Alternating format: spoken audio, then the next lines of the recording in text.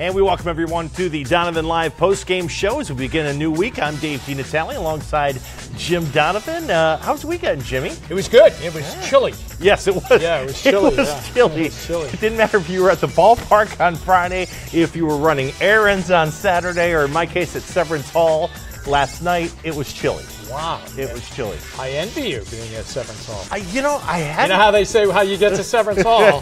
Practice.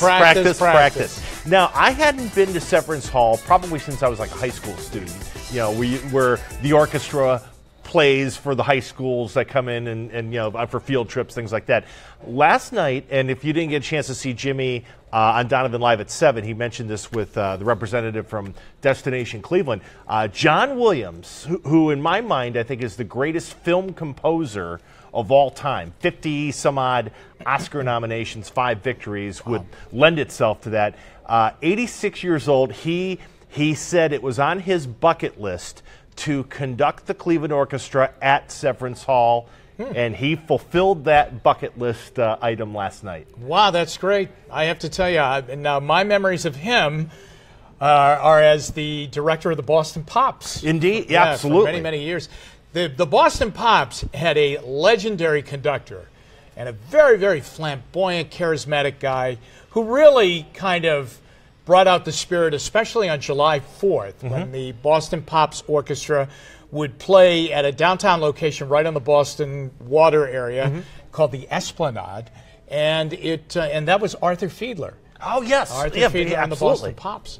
And Arthur Fiedler passed away, and then John Williams came in and really, took over. Not an easy thing to do. No, not at all. To come in and take over after a legend like Arthur Fiedler, who really brought everybody into that kind of elite circle of going and listening to that kind of music, which I think the people of Boston really appreciated. But John Williams kept that going, and it was, and he, of course, reached great heights there. Yeah, if you see, I tweeted out when I was there last night. That was John Williams standing on that podium at age 86, and in addition, I can't imagine how hard it must be for all those years he was, working with the Boston Pops, and he usually was probably composing 2 or 3 film scores a year in addition to working with the Pops.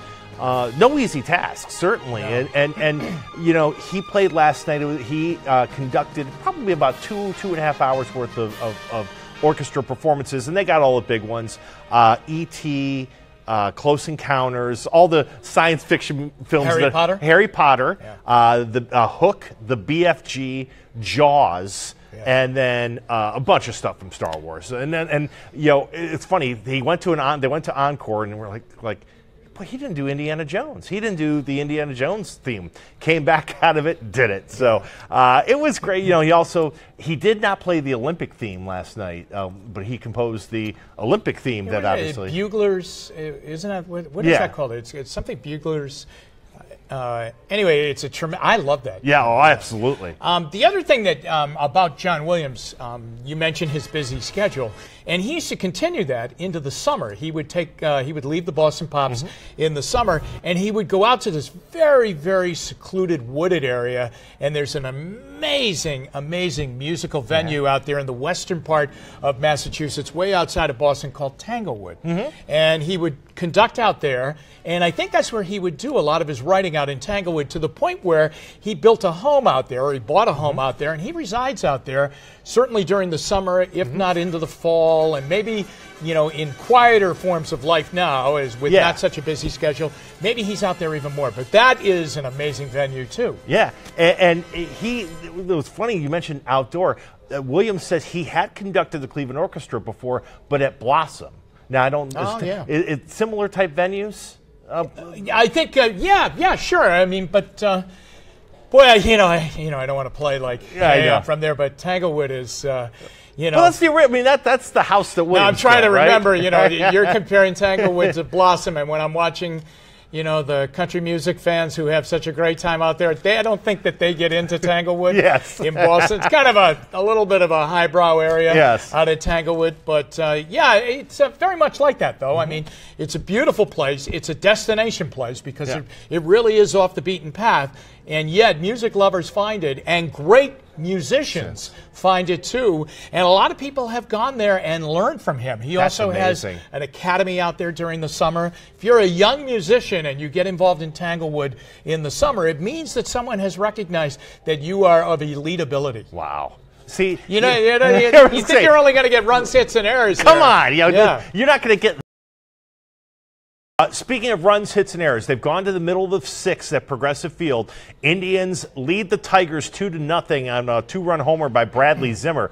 The story right now is Corey Kluber. He, in his 6 innings, he has allowed just 2 hits. He has struck out 10. He's a machine. He is a machine. He's gotten precious little run support, but he's gotten a little bit of run support, so hopefully that's about it for him. Yeah. 2 would be a good night, the way the Indians hit when he pitches. Well, and it was funny, Francisco Liriano going into the 5th hadn't allowed a hit yet. Yeah. And finally Zimmer was able to break through.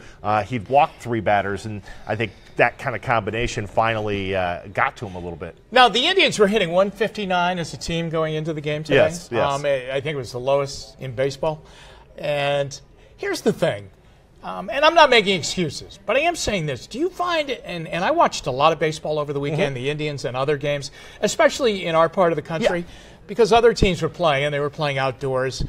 The ball just doesn't go anywhere in the cold weather like this. I mean, you can really hit it right on the screws, as they say, and it just doesn't go anywhere. It gets knocked down, or it just doesn't carry. Sitting at the game Friday, I was looking over to Matt Florjancic, and I was like, I don't know if I've ever seen this many weak flare balls, because the ball goes in on the guy's hands, and you can't turn on it, and everything is hit weakly, and I mean every pop-up was like a weak pop-up. You're right. I mean, the ball is not going to carry on cold days like this, and. Well, yesterday, Dino, the Indians are down 1-0 in the 8th inning to Kansas City, and on 2 balls hit back to the pitcher, they end up tying the game up. Yeah, exactly right. The ball didn't go 15 feet. Exactly. Okay, and then finally Gomes got a hold of one and hit the walk-off home run. And, likewise for Kansas City on Saturday, the guy Duda hits one out on a laser shot. He kind of hit it through the wind. But other than that, I mean, you weren't going to be able to hit anything into a gap or to dead center. I mean, I know John Jay hit a ball pretty well yesterday to center. But, I mean, we're talking about one long, deep fly ball in these games. And as soon as the warm weather gets here, the ball will start flying around Progressive Field. But the ball is just not going anywhere. And, you're not going to score a lot of runs that way. I always think about, everybody said when the weather, just wait till the weather warms up. Wait till the weather warms up. It's why it's hard to judge a team until, like we talked about last week, until Memorial Day in a lot of cases, because, the conditions are so inconsistent a lot of times throughout April. I mean, right now we have cold weather, and Betsy's saying we're going to get close to 70 by later this week. 75 on Friday. Right. So, I mean, it's so inconsistent for the first 6 to 8 weeks of a season. It's very difficult. I think. I mean, I'm watching, and I know that there's a panic in New York at what's going on with the Yankees and Giancarlo Stanton. There was a headline in one of the papers, Giancarlo Stanton. And he struck out 5 times yesterday. He struck out 5 times in a game earlier in the weekend. And I think here you have a guy that played in Miami. Yes. Okay, and fun and sun capital of the world, I mean, right? It's just going to take time for all of these teams.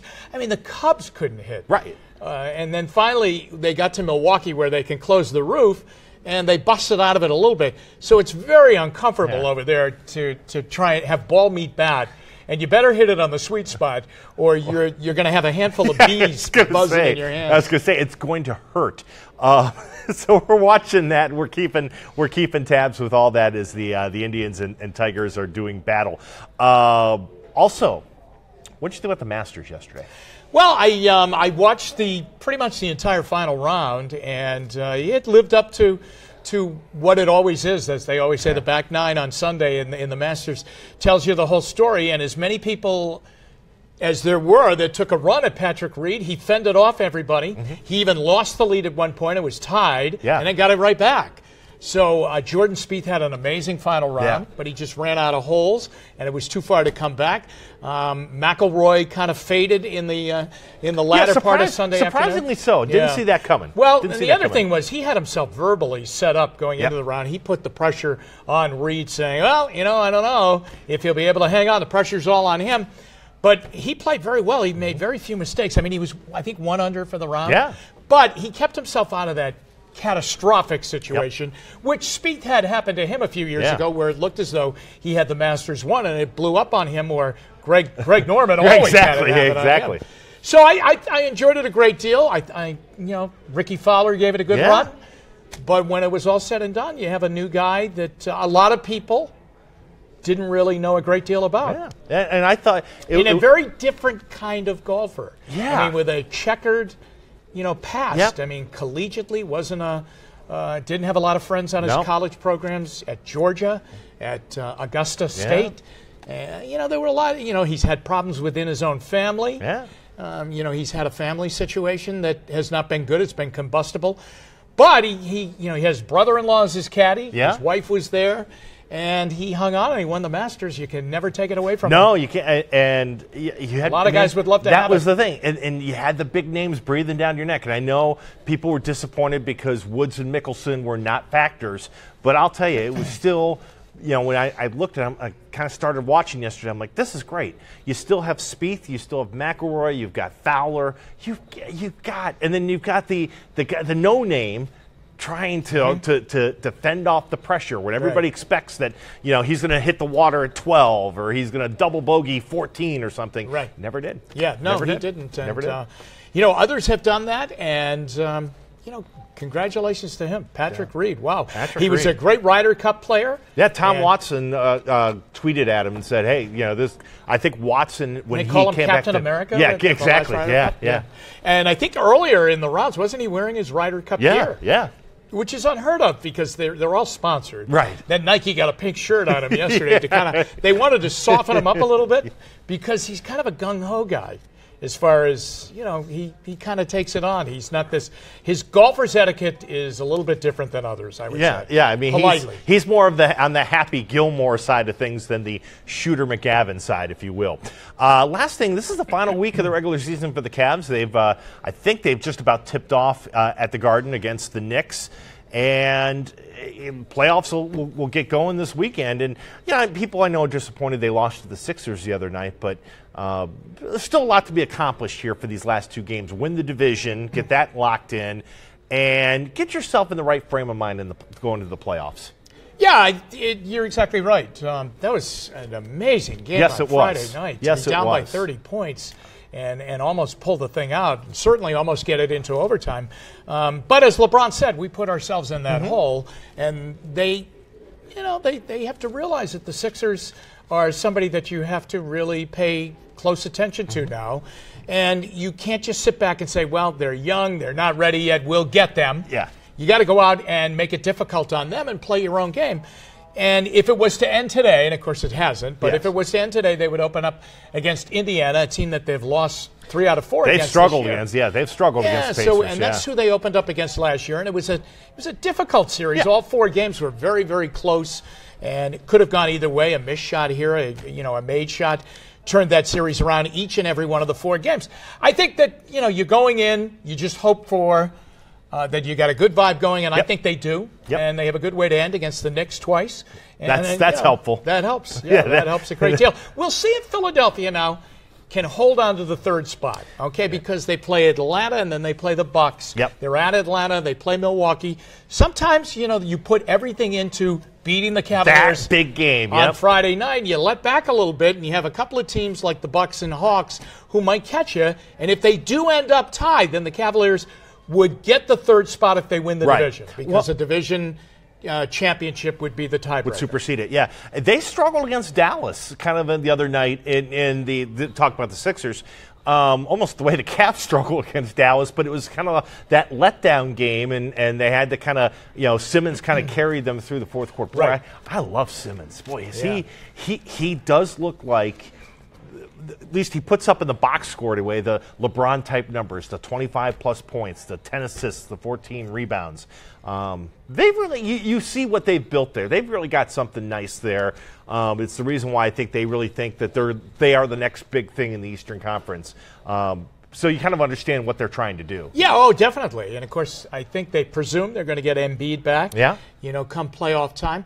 And the thing about the Eastern Conference is, remember, there's a team in Boston that feels, okay, it's probably not our year because of injuries, but when we're all healthy again next year, look out. We're going to be in it, too. Yeah. We'll be in the hunt. So the Eastern Conference, I don't think, is going to be as easy a road as it has been in the last – really, how long? 5-6 years? 5-6 years, yeah. For between the time when LeBron was in Miami and the time now, the last 4 years with the Cavs, this will be the toughest, as we've said. This will be the toughest. So we'll follow that going on as the Cavs again will play tonight in New York, and then get the Knicks Wednesday at the Q, and then it's off to the playoffs. Last thing, as you mentioned on the sports. Denzel Ward, the young man. Yeah, the Buckeyes were out in Berea today. Yeah. I was out there today. And actually, it was the local tryout. Yeah. It was their pro day or pro tryout day. So if you went to a college in this area, an Ohio college in this area, you could go in and visit with the Browns today and get kind of a look-see, and that's what they did. So there were 12 Buckeyes who were there today, and Denzel Nod Ward. to smile. Yeah, this is good. This is a good thing. Yeah, right. Denzel Ward being one of the 12 that was there, and I think probably the guy of most interest to them, because Dino, there still could be a possibility that cornerback could be very, very high on their want list, as high as the second player they pick. Yeah, I mean, I wonder. I mean, I think they could take him at 4. I mean, they certainly could do that. But I wonder if they do trade down with Buffalo, let's say. If maybe Ward is. I don't know if I don't. It's funny. Don't you feel like he's kind of fallen off a little bit maybe since? Well, I'll tell you what has helped. Okay, Nick Saban has come out and really endorsed his kid, Minkah Fitzpatrick, and that's what happens now. Okay, there's a new flavor of the day every day, and Nick Saban came out after his Alabama spring practices one day and started to really say, "I've never had a corner like this kid." Yeah. This kid is a perfectionist, and when you get the seal of Nick Saban on your resume, that carries a lot. That carries a lot of weight. Now, Nick Saban, besides being a great head coach at Alabama and LSU and Michigan State, you remember Nick Saban, position-wise, is a great secondary coach. He's a great leader of defensive backs and a teacher. To say that this kid is probably the best he's ever had, he's had some very, very good guys in the secondary in recent times on those championship teams, and he says this kid is a perfectionist. Wow. You can play him anywhere, and he'll play perfectly everywhere. So you can play him outside at corner. You can bring him inside at nickel.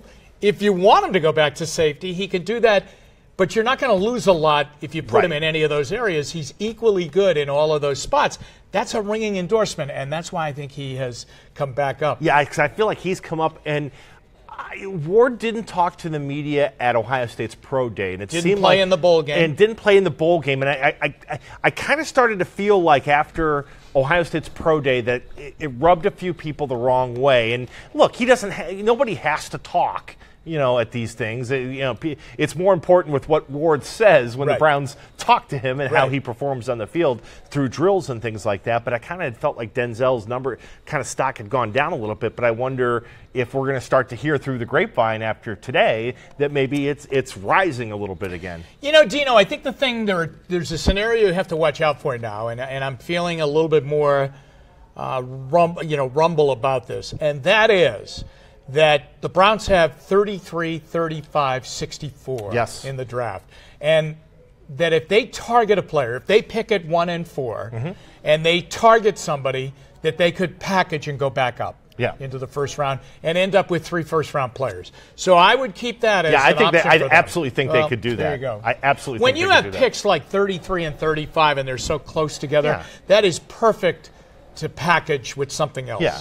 And we saw. I'm not saying give up 33 and 35. I'm saying you either take 33 and package it, or 35 and package it. I mean, when they did that last year to go back into the first round and take David Njoku, they went back to 27, I think. Was it 27 or 29? Yeah, something like that. To go in and get the guy that at the time Sashi Brown had targeted. They had targeted Njoku. So I mean, there's certainly precedent. And again, that's why you have all these second-round picks. I mean, you can certainly draft guys, but you can use them as ammunition to move. Yeah, so I would keep that in mind. There are some people, and it's being bandied about, that the Browns have a verbal agreement in place with Seattle at number 18 that they could possibly move up there. And again, though, the only way I think they would do that is if they target a certain player and he's there. Yep. If he's not there, then it's going to go away. So I would think that as a lot of people early on think they're going to get rid of the number 4 and trade out of it. I would say there's a possibility they stay super aggressive and go back up into the first round. And then you get, as you've said, you get 2 guys that you're going to be relying on pretty heavily on the field to make contributions. Absolutely. Yeah. So they have, incidentally, Josh Allen is in on Thursday. Yep. Lamar Jackson's Friday. And it's interesting. I don't know if you kind of read the tea leaves today. I kind of felt like some holes were starting to get poked into Josh Allen's resume today. Yeah, there was a Dan Orlovsky. Yeah. Orlovsky played at the University of Connecticut. He was a quarterback, mostly with the Lions. Yeah. And he was a backup mostly. He didn't play he was just a very quality quarterback. He's kind of gone into the quarterback and analysis game, and he did a very detailed analysis of Josh Allen, and he found flaws. Yes. He thought that he didn't recognize blitzes, and that's dangerous. And number 2, he thought he definitely stared down receivers. Right. And that because he has the luxury of having a big arm, he gets away with that. He can overcome and at the college level. At Wyoming, yeah. But maybe not, definitely not in the NFL. No. Yeah, I agree with you about that. Yeah. That raised some eyebrows. So we're going to watch that this week. But again, as Jimmy says, Josh Allen will be here later this week as well as Lamar Jackson. Jimmy, great stuff as always. All right. If you found out everything you ever wanted to know about the composer John Williams tonight, in addition to Browns, Indians, Cavs, and the Masters. You won't get that anywhere else. There you go. Come on. All right. For David Herberton, our tremendous producer and director, and for Jim Donovan, I'm Dave DiNatale. Thanks for watching tonight's edition of Donovan Live Postgame Show here on WKYC's Facebook Live.